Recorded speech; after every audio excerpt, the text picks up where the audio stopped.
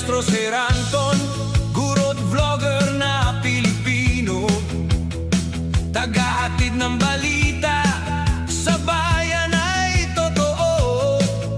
Mga benepisyo ng guro, kanyang tinatalakay. Sa video natin ngayon mga maestro ay pag-usapan naman natin itong tungkol sa Vacation Service Credits o yung tinatawag po natin na VSC.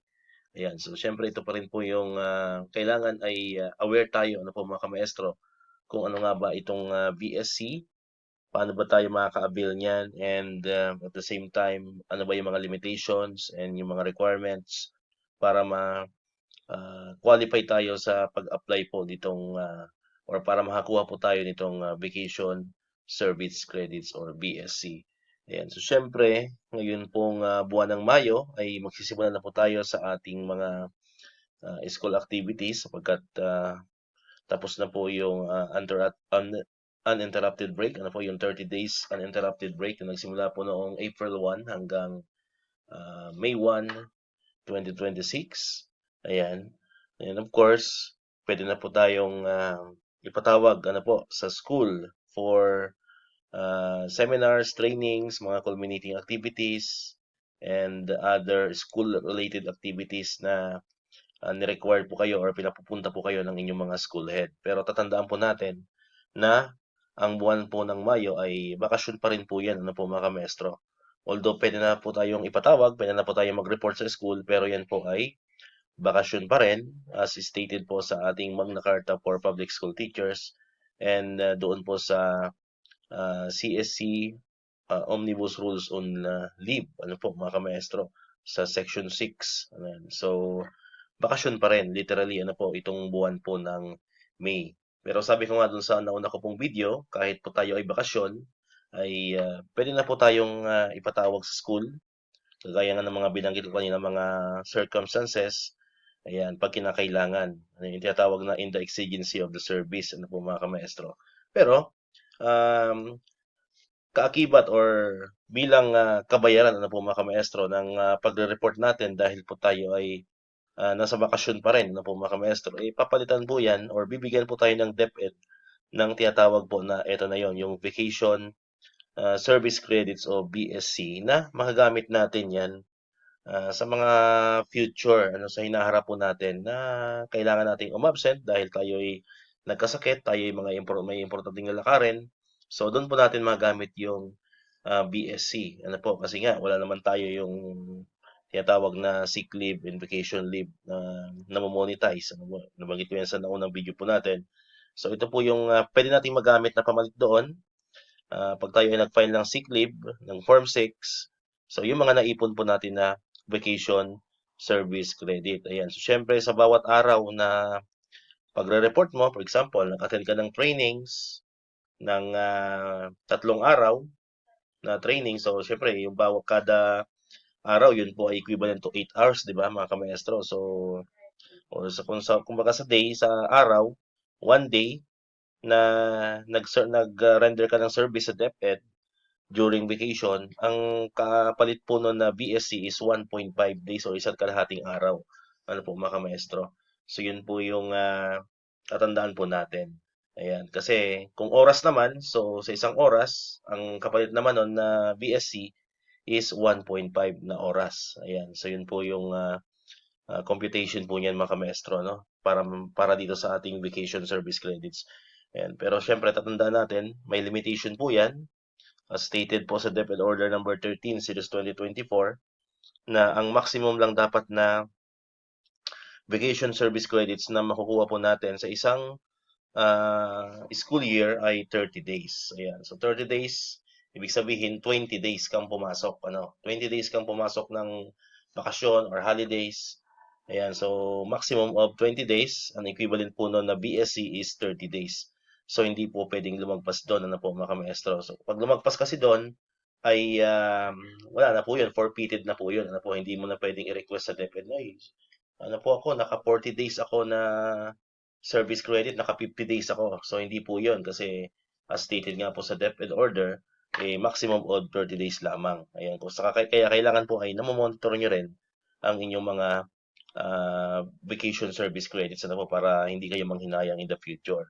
And sa pagkakalam ko po, may exemption lang po diyan yung sa election ano, hindi po kasama diyan yung yung nag-serve sa election ano po during election na hinihingi po yung service yun natin ng COMELEC. Alam ko exempted po yan doon. Hindi po siya kasama doon sa 30 days ano po mga maestro. Pero the rest po basta activities ano po involving DepEd is 30 days lamang po ang maximum natin. Ayan. So pasadahan po natin ng mabilisan lamang yung nilalaman po noong DepEd Order number 13 Series 2024 ano po para ma-refresh lang tayo. Ano nga ba itong vacation service credits na pinag-uusapan natin? Ayan, so ito po yung general policies niya. Ayan, vacation service credits. Yung part 1 niya, yung for the purpose of computing the vacation service credit. Ito na po yung pinapaliwanag ko kanina. For eligible activities, circumstances performed beyond a regular work hours during school days, 1 hour of service rendered shall be equivalent to 1.25 hours of vacation service credits or VSC. Ayan. So, ibig sabihin ay nag-overtime ka, ano po mga maestro. Nag-exceed ka ng 8 hours, ano po kasi 'di ba 8 hours naman ang ating maximum po na workload ano po sa school. Ayan, so kung sumobra ka na beyond 8 hours, so yung the remaining hours ay may kailangan meron ka ng vacation service credits doon na 1.25 hours ano po mga maestro. Then pangalawa naman, for eligible activities conducted during Christmas, ayan, Christmas break. Then, tapos na yung Christmas party, tapos meron kayong biglaang seminar, meron kayong biglaang school activities na kailangan talaga yung serbisyo nyo. Then, ito na yun, summer long vacation. Ito na yung summer break natin. Ayan, yung buwan ng April and May kadalasan ngayon. Then, mga weekends, Sabado at Linggo, no? And holidays, ayan, na talagang kailangan na yung serbisyo nyo. So, ang computation naman po dyan is 1 hour of service rendered shall be equivalent to 1.5 hours of vacation service credits. Ayan, ibig sabihin, ayan, sa kada isang oras, meron kayong 1.5 or isa't kalahating oras. So, kung naka 8 oras ka or naka isang buong araw ka, so mayroon kang 12 hours or 1.5 na araw na service credit or the BSC. Next, pangatlo po is ito, 1 hour of teaching overload shall be equivalent to 1.24 hours of vacation service credit, no? Ito yung medyo ano, no? Dinadaing ng ibang mga kamaestro natin na mayroon silang teaching overload pero hindi sila nabibigyan ng BSC. Pero nakalagay po yan dito, ano? So pag sobra na yung load mo, ayan, so bawat isang oras sa sobrang load mo, araw-araw 'yon, so meron kang 1.25 hours dapat na BSC. Next, yan, the number of days of vacation service credit granted to teachers in a year, inclusive of the number of days of converted teaching overload due to insufficiency of funds shall be based on the following. Incumbent, 1 more years of service shall be entitled to not more than 30 days of vacation service credits for 1 calendar year.